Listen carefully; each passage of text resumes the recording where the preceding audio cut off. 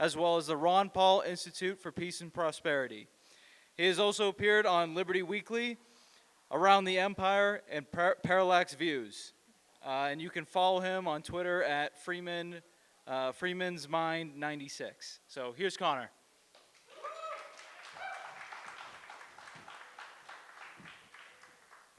Thank you very much, everybody. I'd like to first thank the great Dennis and Carol Pratt for putting this on for everybody, and thank you all for coming out. So I'm going to talk about the new Cold War with China today. The ruling class in America is planning on using America's sons and daughters as cannon fodder to wage their long-awaited war against China. President Joe Biden, along with the other de facto employees of the military-industrial complex, including in Congress, as well as the key leadership, have not made their plans a secret, as you'll see.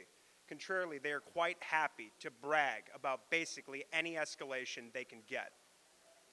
Hawks in the Pentagon, along with those in the legislative branch, including the key leadership, have been speaking explicitly about the coming war with China for a while now, usually boasting about all they're doing to prepare for as well as to provoke such a conflict. Thank you. This all began in earnest during the Barack Obama administration. In 2011, Obama launched the Pivot to Asia. The policy has been expanded by each successive administration. Despite the Republican Party's long-held obsession with the Chinese Communist Party, this project was always led by the progressive Democrats, namely Obama, Biden, Hillary Clinton, Secretary of Defense Lloyd Austin, Secretary of State Antony Blinken, Michelle Flournoy, and the top Asia official on Biden's National Security Council, Kurt Campbell. Obama's project for the new American century entails the largest military buildup since the Second World War, shifting 2/3 of all American air and naval forces to the Asia-Pacific region, as well as hundreds of military bases, encircling China for a future war. In the words of Lew Rockwell, the founder of the Mises Institute, the U.S. seeks to encircle China and make it bow down before the hegemon. That was written more than a decade ago. The American people must catch up. The new Cold War on China has been heating up for years, but things have taken a turn for the worse under the Biden regime, which, despite what you may have heard, is significantly more hawkish than both the Obama and the Trump administrations. In January of this year, the top U.S. Marine Corps general in Japan explained to the Financial Times that Washington and Tokyo are setting the theater for war with China. Lieutenant General James Bierman, commander of the 3rd Marine Expeditionary Force and Marine Forces Japan, said that Washington is working with its allies in the region to prepare for the coming war with China, much like the U.S. did with its NATO allies after the U.S.-backed coup in Kiev in 2014. He said, "Why have we achieved the level of success we've achieved in Ukraine? A big part of that has been because after Russian aggression in 2014 and 2015, we earnestly got after preparing for a future conflict. Training the Ukrainians, pre-positioning of supplies, identification of sites from which we could operate, support, and sustain operations." He went on to explain this is called setting the theater, and we are setting the theater in Japan and in the Philippines and in other locations, he declared.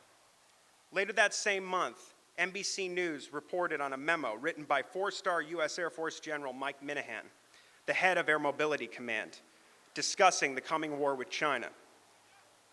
Air Mobility Command includes 50,000 airmen and roughly 430 aircraft.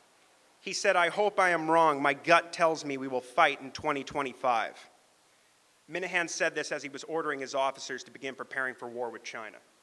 In recent weeks and months, the U.S. has worked on deals to gain exclusive military access to Papua New Guinea, the Federated States of Micronesia, secured an agreement with Manila to gain access to 4 more military bases in the Philippines, including some provocatively close to Taiwan, preparing for this war. They've awarded contracts to begin work on a new radar installation in Palau.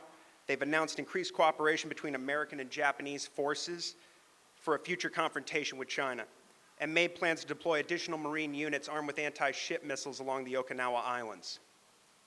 In April, Washington and Manila carried out their largest ever joint military exercises. 17,600 military personnel, including 12,000 American troops, participated. There were also 100 Australian soldiers present and joining the exercises. The increasing pressure on both China and Russia in this region has seen Moscow and Beijing step up their own cooperation and war games in the region. Not nearly as much, but there is definitely a reaction. and we could be seeing a massive conflict here in the near future. And later this year, the US and Australia will carry out the largest ever iteration of their Talisman Sabre war drills.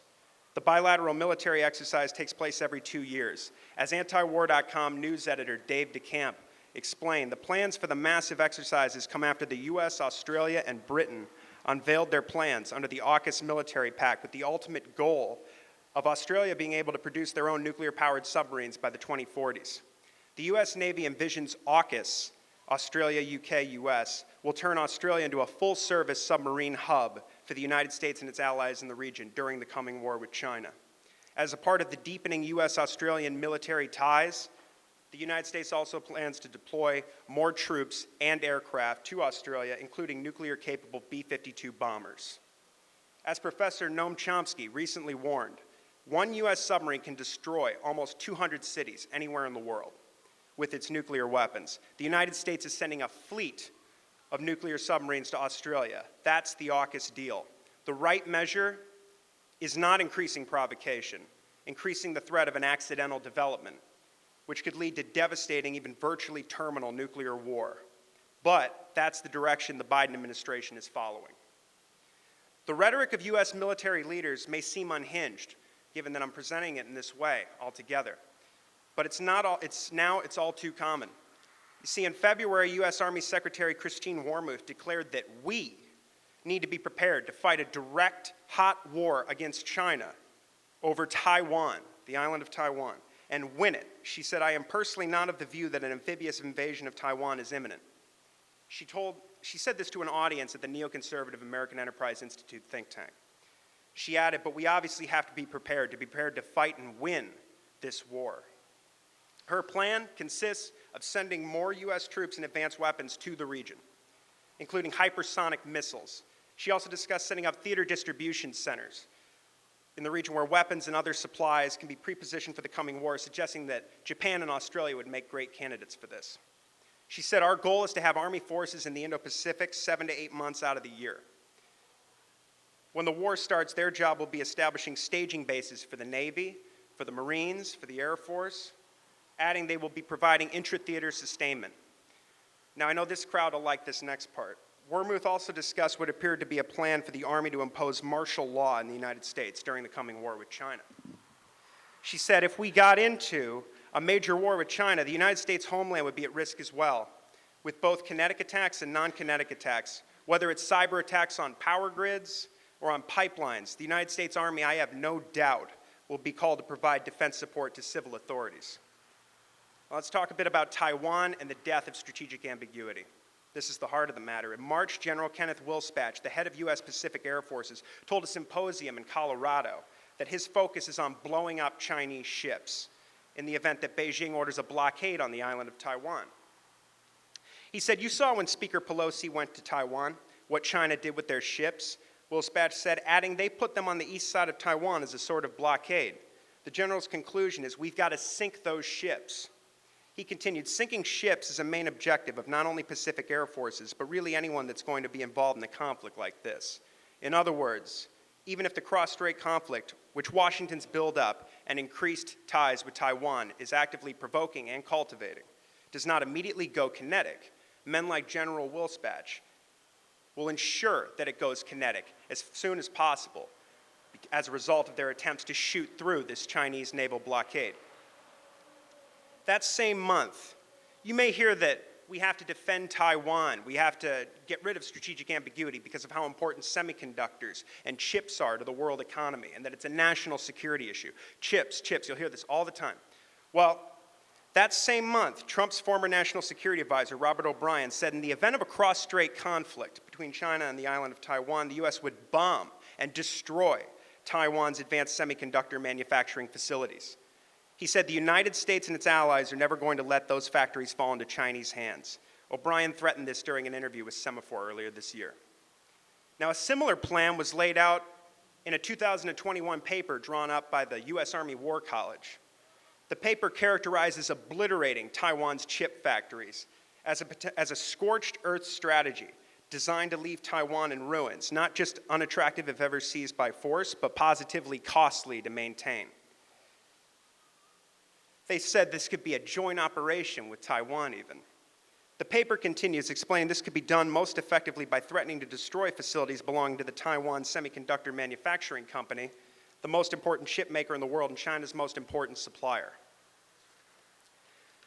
Again, that same month, Representative Seth Moulton, a Democrat just over the border in Massachusetts, told a think tank conference, the U.S. should make it very clear to the Chinese that if you invade Taiwan, we're going to blow up the Taiwan Semiconductor Manufacturing Company, which produces most of the world's advanced semiconductors.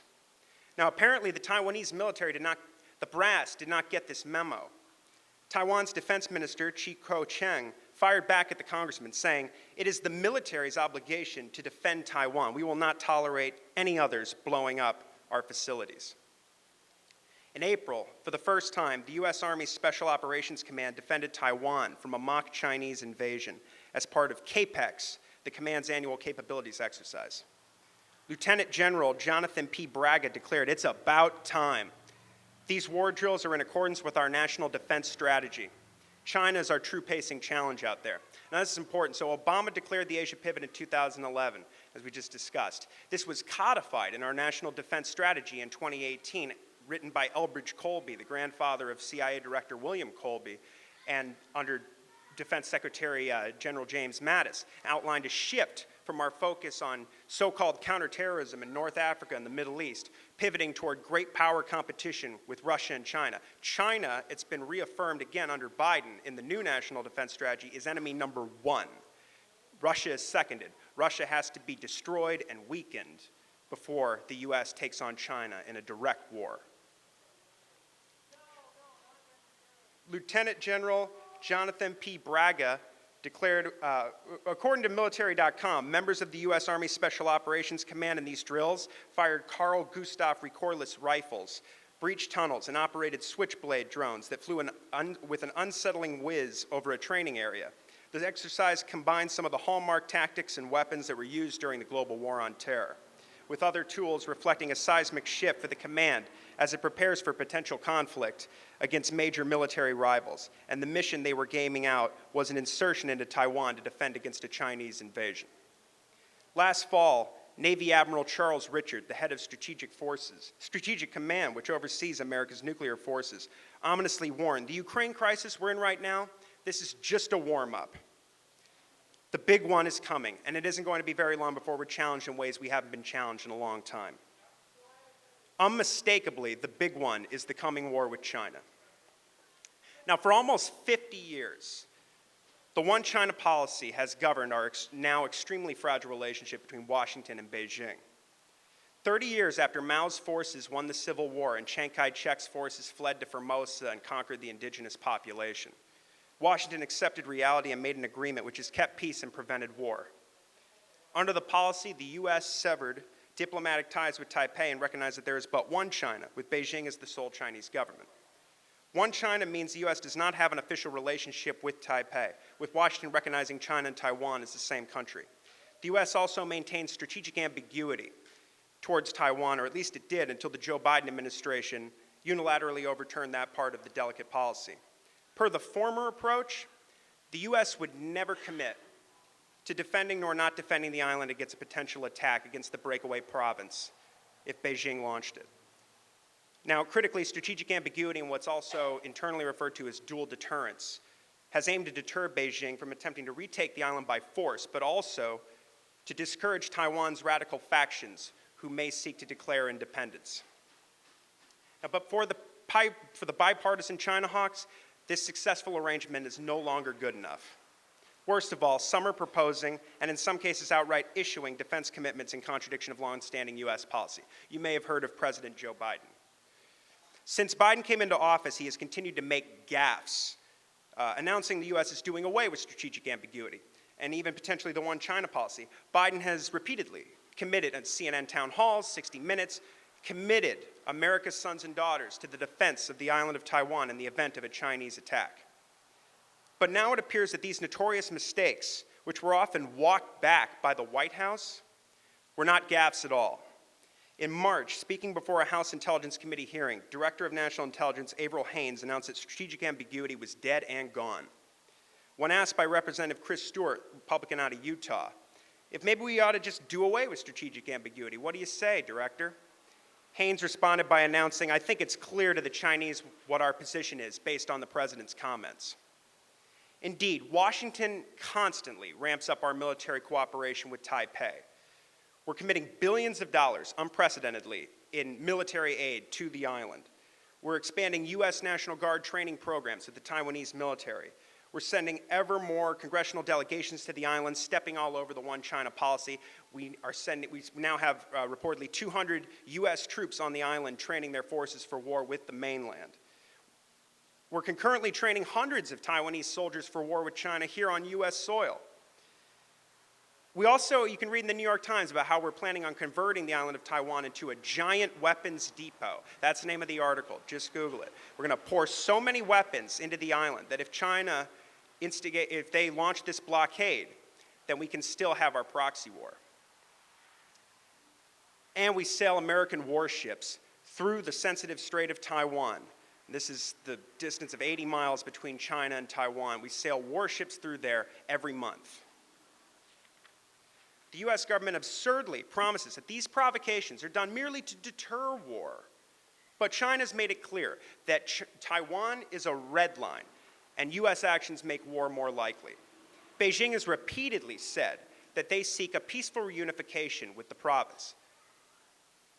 But that China has not ruled out using force. So all of our actions are essentially maneuvering them into firing the first shot here. Now, even Haynes appeared to admit this when at the same hearing she said, it's not our assessment that China wants to go to war. Bellicose members of Congress are foaming at the mouth for a confrontation with China nonetheless. The commander of U.S. Indo-Pacific Command, Admiral John Aquilino, highlighted the military's threatening posture towards China last month, speaking at the annual meeting of the National Committee on U.S.-China Relations. The group is known for encouraging engagement between the world's two largest economies, which is sorely needed in order to avoid this war. And yet another confirmation that the White House has overturned the longstanding strategic ambiguity policy. Aquilino went so far as to say that President Biden and Secretary of Defense Lloyd Austin have tasked him to prepare to fight and win this war over Taiwan against China. He said, what I can tell you is the Secretary and the President have tasked me with two missions. The first is to prevent this conflict. And then the second one is if I fail at mission one, to be prepared to fight and win. The United States military is manned, trained, equipped, postured, and ready to execute both of those missions, the Indo-PACOM chief said. And why we have hired a man in charge of the most important military policy in the world potentially right now, where he's expecting failure. And then if I fail, well, I'll launch this a war that will go nuclear at a rapid pace. It would just be completely out of control. And this man, if you watch this speech, you will be terrified by his incompetence, his arrogance, and his ignorance, and the fact that he really doesn't care if he does succeed with job one. He's most focused on job two. And they're bellicose, and they just want to continue on this current path we're on. So he said, so now let's talk about warplanes and spy planes in the South China Sea. During the last few years, the U.S. has vastly increased the presence of warships and spy planes in the South China Sea, the East China Sea, and the Yellow Sea, including near China's coast. In 2020, while Americans were distracted by the COVID-19 crisis, Trump's war cabinet seized the opportunity to dramatically expand America's military footprint in this region. U.S. warships and even aircraft carrier strike groups were reported constantly sailing in the South China Sea. In July 2020, the South China Sea Strategic Situation Probing Initiative, a Beijing-based think tank, reported that the U.S. flew record numbers of aerial surveillance flights in the South China Sea and near China's coast. The numbers of reconnaissance flights at that time averaged 3 to 5 per day. So just imagine if you put the shoe on the other foot and Chinese spy planes and warships were this close to our Atlantic coast, to our Pacific coast, or in the Gulf of Mexico. Now, that same month, the Trump administration formally rejected all of China's claims to waters in the South China Sea. The policy has since been reaffirmed by the Biden regime. Under both administrations, the U.S. has been challenging China using the Navy's 7th Fleet, inserting itself in disputes between various regional actors there whom all have overlapping claims on the waters, including over various unmanned rocks, reefs, islands, islets, and archipelagos. Even if it means war with China, we are committed to go to war with China in order to defend Japan's claims to the disputed and unmanned Senkaku Islands in the East China Sea. The Senkakus are claimed not only by Beijing and Tokyo, but also by Taipei. What a predicament. Washington has promised the U.S. military will come to the Philippines' defense in the event of a violent conflict with China as well in the South China Sea, potentially over the disputed Whitsun Reef. The Whitsun Reef, the site of recent tensions the last couple of years, is claimed not only by China and the Philippines, but by Vietnam as well. Now, the Navy routinely conducts what it calls freedom of navigation operations in the waters surrounding China, sailing warships through these waters, particularly in the South China Sea, usually provocatively close to these Chinese or claimed islands. In September of 2020, record numbers of American warplanes and spy planes near China's coast were spotted and recorded.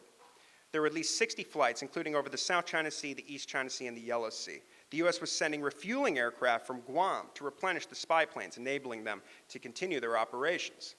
As Dave DeCamp, our news editor at antiwar.com, wrote at the time, that these sorties are interpreted as the U.S. potentially preparing for long-range attacks on targets in the South China Sea.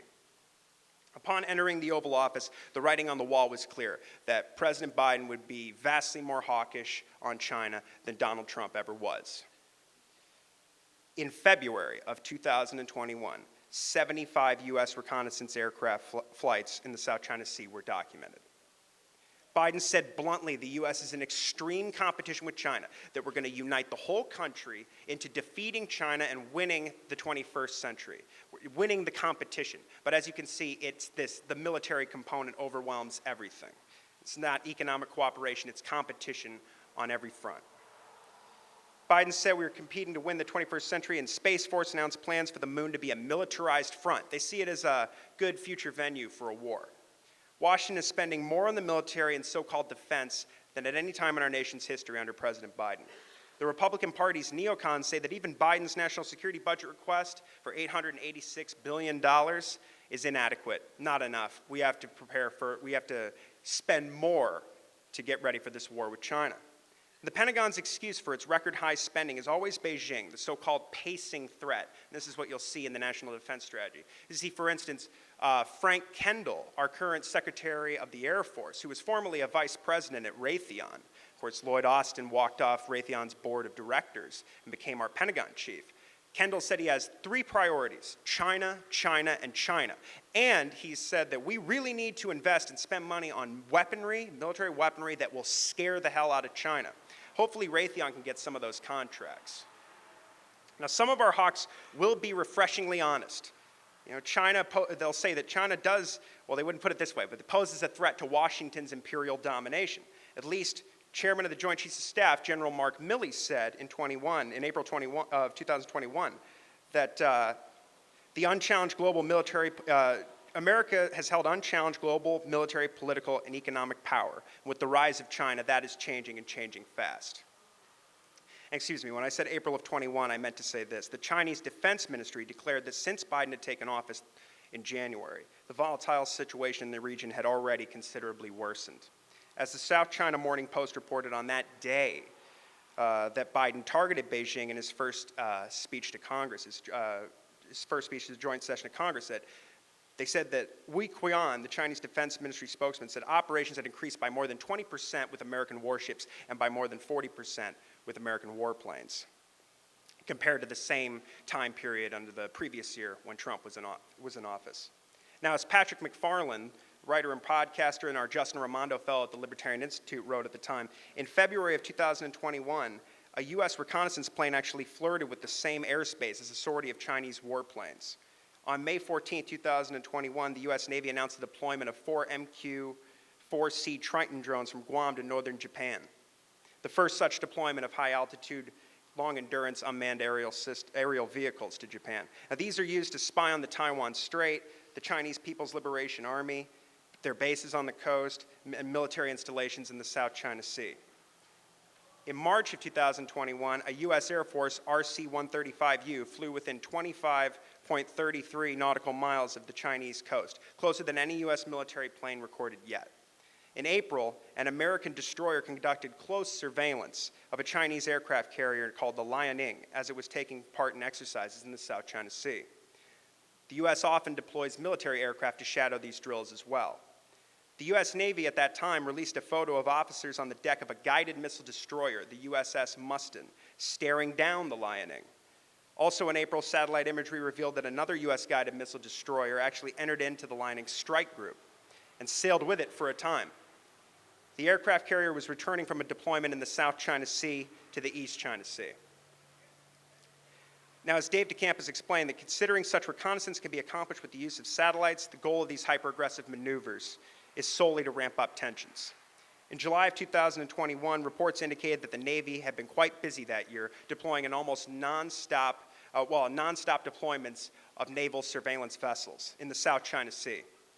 U.S. Navy ocean surveillance vessels were operating in the South China Sea for 161 days out of the first 181 days of 2021. The U.S. has 5 of those vessels stationed in Japan, which are typically active in the South China Sea for more than 10 days at a time, and there's virtually no time between these deployments. Now, the report also said that the primary purpose of these deployments is to monitor the dynamics of China's underwater forces and analyze the scope of submarine activities, their entry and exit points, and to provide intelligence support for these anti-submarine operations. In his aforementioned first congressional address, Biden boasted that he told President Xi that, quote, "We will maintain a strong military presence in the Indo-Pacific just as we do with NATO and Europe." And we all saw how that worked out. And thus, Washington's allies are getting in on the Asia pivot as well. Under Biden's leadership, we had the British sail their new aircraft carrier, the HMS Queen Elizabeth, into the South China Sea in 2021. Its strike group included an American destroyer and warplanes as well. London will soon permanently deploy 2 warships to Asia. This was declared in a joint statement with the Japanese. Now, Japan is a part of the Quadrilateral Security Dialogue, otherwise known as the Quad, with the US, Australia, and India. And the Hawks hope to make the Quad into an East Asian version of NATO. Financial Times was told by a source in 2021 that who was familiar with the strategy that the Biden administration is making the Quad the core dynamic of its Asia policy. In 2020, in an unmistakable message to the Chinese, the Quad's navies held war drills in the Bay of Bengal, the largest such exercises that they'd carried out in more than a decade. Now, Tokyo has been hyping up the threat to Taiwan posed by China as well. Former Japanese Deputy Prime Minister Taro Aso, in July of 2021, said in a major incident over the island, Japan and the U.S. must defend Taiwan together. With more than 50,000 troops, Japan hosts the largest overseas U.S. military presence. During his first year in office, Biden nearly doubled the deployment of U.S. aircraft carrier strike groups to the South China Sea. There were 10 deployments that year. By November 2021, Biden's military flew more than 2,000 sorties of spy planes, again in the South China Sea, the East China Sea, and the Yellow Sea. Washington's Western allies have also been performing these same sort of provocative operations, not nearly to the same extent, but we saw German, French, British, and Canadian warships traversing these same waters in China's backyard. Last year, NATO, the offensive alliance, targeted China in its new strategic concept document. Beijing has recently responded by taking actions to deter these naval patrols, including in the Taiwan Strait and U.S. flights in the region. So Stephen Orlins, the Indo-Pacific Command, the chief of Indo-PACOM, Aquilino, I just mentioned, his interlocutor at that meeting, the annual meeting of the Committee on U.S.-China Relations, the National Committee, his interlocutor was Stephen Orlins, who asked some very basic, common-sense questions. He's chairman of the group. He said, "You say we have more dangerous intercepts by the Chinese. Well, the Chinese say there's a simple answer to that. Run fewer surveillance flights. Then there'll be fewer dangerous intercepts. Given the capability of our satellites, do we need to run as many surveillance flights as we do? And can you give us a sense as to how many are actually run these days?" And he sort of scoffed at that and pretended that these numbers can't be found in the public record. But he said, "I can't tell you that." But his answer was, refused to entertain any culpability on the American side for these tensions. He said, "I understand the argument that says if you would just leave, we would be happy. That's an interesting argument. That said, that's not going to happen." Aquilino blamed Chinese dangerous and escalatory actions against the U.S. for the situation, but Washington's substantial military interventions in the region are making conflicts and accidents more likely, exponentially more likely. According to this, South China Sea Strategic Situation Probing Initiative, last year, there were 1,000 sorties of large American reconnaissance aircraft There were 8 deployments of aircraft carrier strike groups and amphibious alert groups, and at least 12 by nuclear-powered attack submarines. Now, let's say something about diplomacy and the recent breakdown in communication.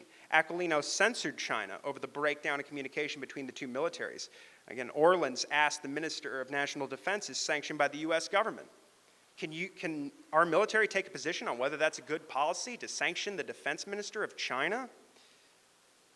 In other words, if he's sanctioned, it's highly unlikely he's going to answer the phone. Now, Biden's refusal to lift the sanctions on the Chinese defense minister was cited as a reason for the fact that there was no meeting held between the two military chiefs earlier this month at the Shangri-La Dialogue in Singapore. And having none of it, the admiral simply warned, we're postured in the appropriate places. The United States does not choose to escalate. We're not being provocative, but I'm confident we'd be able to fight and win wherever it went. He continued, asserting there's no one-trick pony that we utilize to both deter and then if we were to unfortunately get into any kind of a conflict. For the United States, it's the synchronization of integrated efforts of the entire joint force, on the sea, under the sea, above the sea, in space, and in cyberspace. So if anyone was to choose to take on the United States, they're going to get the full Monty. In May 2021, Biden's top Asia official, Kurt Campbell, head of Indo-Pacific Affairs on the National Security Council, was speaking at an event hosted by Stanford University, where he declared that our previous era of engagement with China is over. Campbell is known as the architect of this Asia pivot. He said that period that was broadly described as engagement has come to an end. The dominant paradigm is now going to be competition. For the first time, really, we are shifting our strategic focus, our economic interests, and our military might to the Indo-Pacific. Now, in 2016, on 12 separate occasions, Barack Obama had his military, had his Navy sail warships through the Taiwan Strait, so about once every month. In 2020, Trump beat Obama's record by doing it 13 times. By the time Biden had been in office for just over 6 months, American warships had sailed the Taiwan Strait 7 times. Carlos del Toro, Biden's Secretary of the Navy, vowed to the Senate Armed Services Committee during his confirmation process that he would exclusively focus on China, moving our maritime strategy forward in order to protect Taiwan and all our national security interests in the Indo-Pacific theater. Again, another indication that strategic ambiguity is dead. At the time, Republican Senator Josh Hawley asked del Toro, is it vital for the U.S. to be able to prevent an attack on Taiwan by China? The nominee ominously responded, absolutely. In the worst case scenario, this policy could kill millions of people or more. This fact apparently does not mean as much to del Toro and men like these other military commanders as much as their petty career advancement.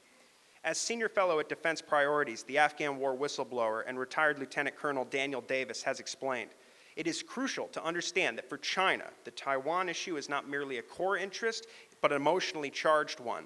They are far more willing to pay extraordinary costs, sacrifice many men, and could risk it all to eventually compel unification with Taiwan. The issue does not directly affect our national security unless we get involved.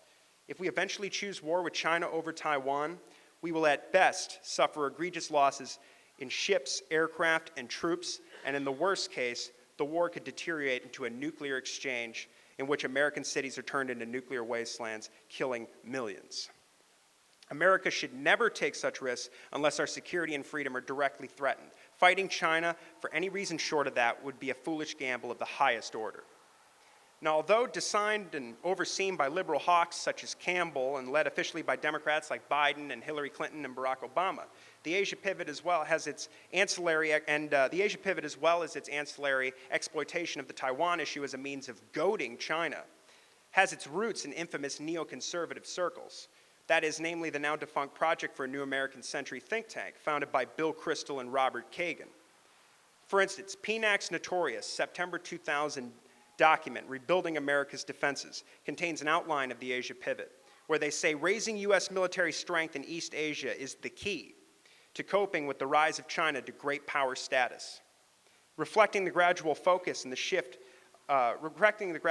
in the focus of American strategic concerns toward East Asia, a majority of the U.S. fleet, including 2/3 of all carrier battle groups, should be concentrated in the Pacific. A new permanent forward base should be established in Southeast Asia, and that's exactly what we're doing. These are the same neocons who led the push for war in Iraq, in which maybe more than 1 million Iraqis were killed. In April During an interview on Fox News Sunday, Republican Senator and neoconservative spokesman Lindsey Graham called for an outright reversal of strategic ambiguity, as well as a complete overhaul of Washington's China policy. As the Libertarian Institute's Kyle Anzalone reported, Graham claimed the United States had only a short window of time to prepare for the coming conflict, calling to, quote, increase training and get the F-16s they need in Taiwan. He also complained about a backlog of arms sales to the island, arguing the transfers should move ahead while proposing new U.S. military deployments in Asia and elsewhere. He said, I would move war forces to South Korea and to Japan, and I would put nuclear-tipped cruise missiles on all of our submarines all over the world, Graham continued. He additionally explained he was willing to send U.S. troops to fight and die for Taipei, a dramatic departure from longstanding policy saying, yes, I'd be very much open to using U.S. forces to defend Taiwan.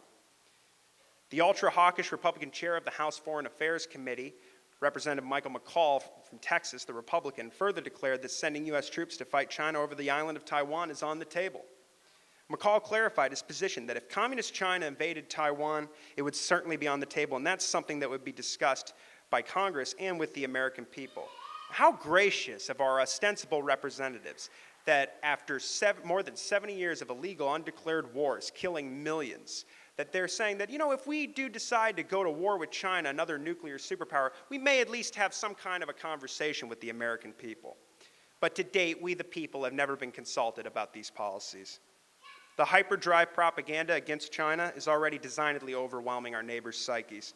Given the current anti-Russia hysteria among the populace, with minimal domestic resistance, the White House has been able to ratchet tensions with Moscow to levels higher than since the Cuban Missile Crisis via its proxy war in Ukraine. Actually, it's worse than that. The Bulletin of Atomic Scientists say that the risks of nuclear war have never been higher. There is no telling what Americans may be frightened into if a cross-strait conflict kicks off, or if there is an accident or confrontation between U.S. and Chinese forces in the South China Sea. Not too long ago, some were almost calling for war with China over a solitary meteorological balloon. As is the case with Russia, the U.S. launching a direct war with Beijing is essentially guaranteed to lead to a nuclear exchange. In such a scenario, China has the ability to destroy continental American cities, not just the aircraft carrier strike groups and hundreds of bases encircling China. This should go without saying, but if the hawks were honest about the risks of war with China that they are proposing and cultivating, the American people would refuse to allow a continuation of this buildup at all. It's not inconceivable that under these circumstances, an informed American populace may collectively decide they no longer wish to be ruled by notoriously venal people in Washington, irrevocably caught up in this outmoded, long discredited, and arms industry-funded neoconservative ideology of unipolar global hegemony. And yes, that is what this coming war with China is about, world domination by Washington. The same Democrats and Republicans whose hands are still covered in blood just in our lifetimes from Ukraine, Iraq, Syria, Libya, Palestine, Yemen, Somalia, and Afghanistan now want to go to war with China.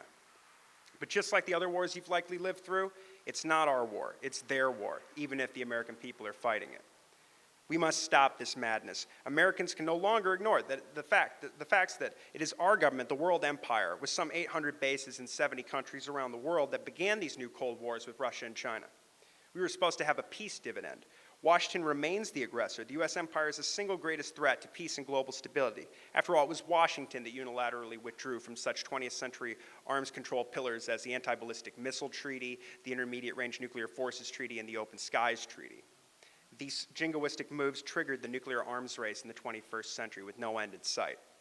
The U.S. government has still not been held responsible for its recent atrocities, including George W. Bush's torture program, the devastating 20-year Afghanistan war, the Iraq war, and the genocide that the U.S. helped commit in Yemen, the world's worst humanitarian crisis.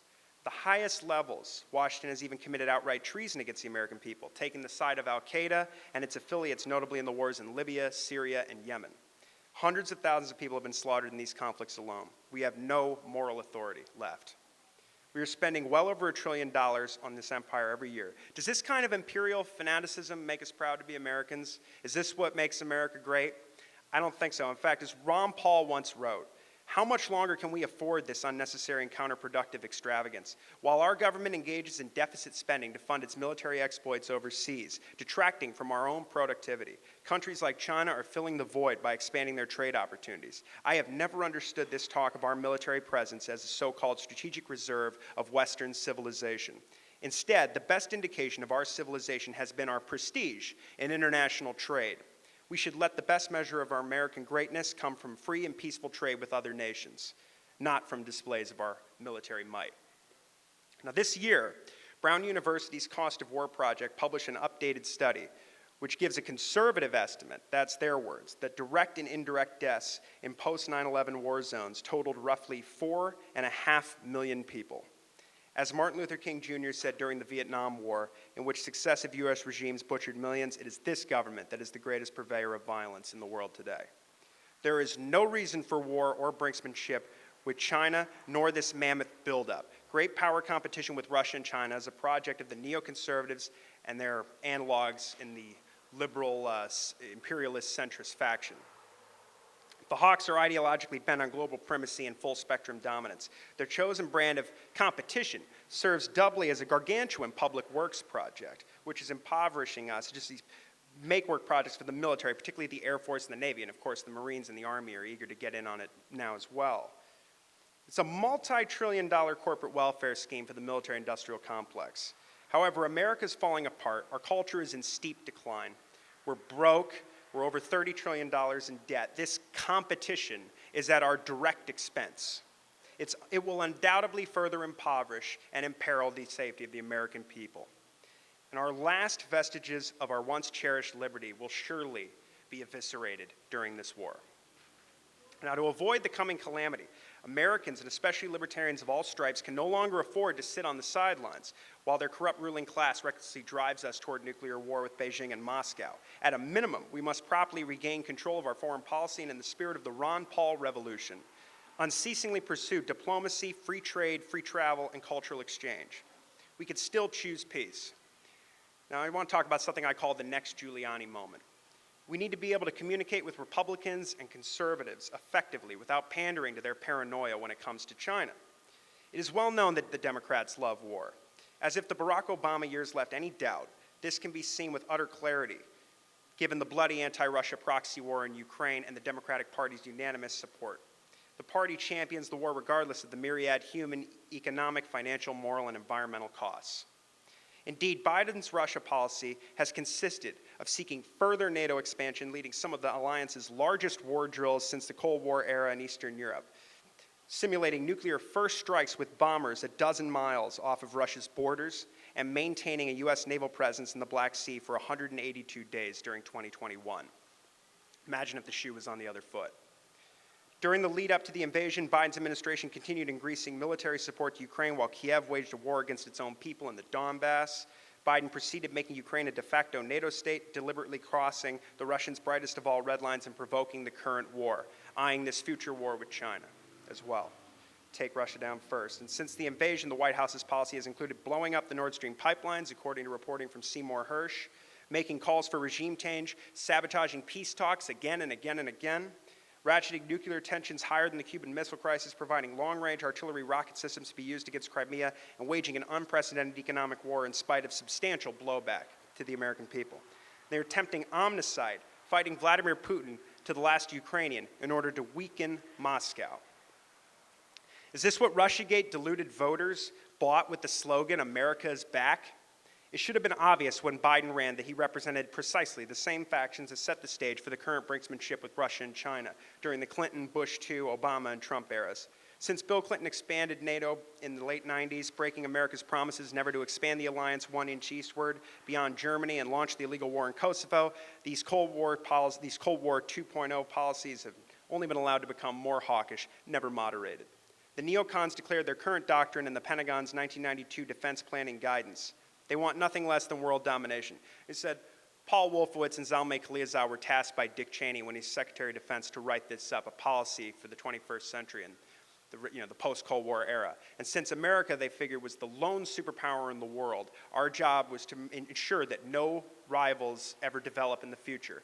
So no single country or even conceivable regional alliance of countries will ever be able to challenge American military power. And this meant expanding security guarantees to former Warsaw Pact states, and NATO expansion, and expanding our alliances in Latin America, in the Middle East, and in Asia. And this would require exponentially more spending on American air and naval power, as well as on missile defense. This is entirely a corporate welfare scheme backed by people who are ideologically bent on taking over the planet. So we cannot support any part of this, including repressing militarily China's rise. There are many issues facing the American people, but none more important than this. Our entire species is at stake. Libertarians will be tempted to make alliances with people on the right who support these China policies. Some libertarian thought leaders argue that it's a necessary measure to collectively oppose some of our shared domestic enemies.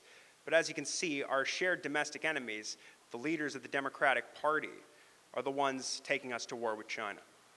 So we're not going to cheerlead their policy and pretend we hate them at the same time. Now, the issue with this calculation should be self-evident, and hence why it's not argued that we should ally with left-wingers or indeed self-styled libertarians who are obsessed with taking on Russia for any other reason. We cannot tolerate nor assist a neoconservative populist rebrand attempt, and we can see this coming with various candidates and lawmakers on the MAGA right. The fact is, Obama launched the Asia pivot. The pivot was led by key architect Kurt Campbell, who is now, as I said, Biden's top Asia official on the NSC, and he's a former CEO and co-founder of the Center for a New American Security, which is a big bank and arms-funded think tank. CNAS is funded by the State Department and the Pentagon as well, and has taken more money from weapons companies over the last several years than any other think tank in Washington. It's also funded by Google, Facebook, Exxon, Microsoft, the Japanese embassy, and Taiwan's de facto embassy here in the United States. In May, CNAS actually simulated war with China on Meet the Press, and earlier this year they simulated an invasion of Taiwan with the new House panel on China. This is unprecedented. Some neoconservative, hawkish think tank simulating war with China with members of Congress. And of course, the conclusion of Representative Mike Gallagher, the Republican, was that thus we must arm Taiwan to the teeth. But even in their own study, even in their own simulation, they found that the U.S. would suffer egregious losses and the world markets would be left in absolute shambles. And the solution is to just continue down the current path, but harder. CNAS CEOs, co-founders, and associates proliferate throughout Biden's foreign policy team. The Pentagon reaffirmed again that China is our main target.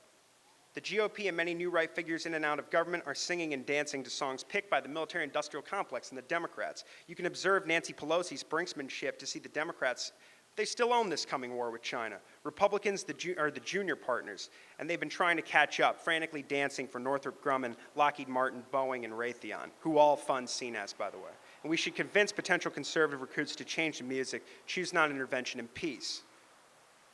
We should follow Ron Paul's example. In 2007, during the famous Giuliani moment, Paul was booed by Republicans who were reluctant to accept that they had been lied to by the W. Bush government and the corporate press about our murderous foreign policy in the Middle East.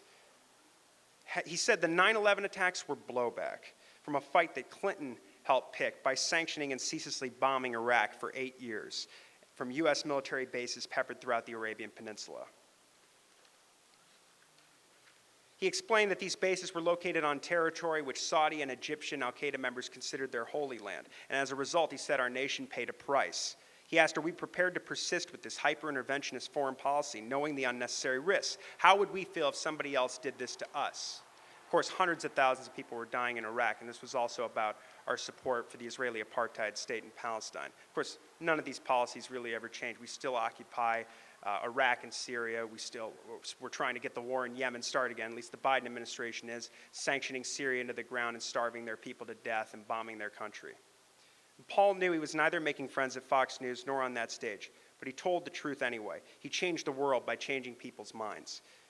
Had he pulled his punches when it came to foreign policy, many of us would not be fighting for peace, prosperity, and liberty today.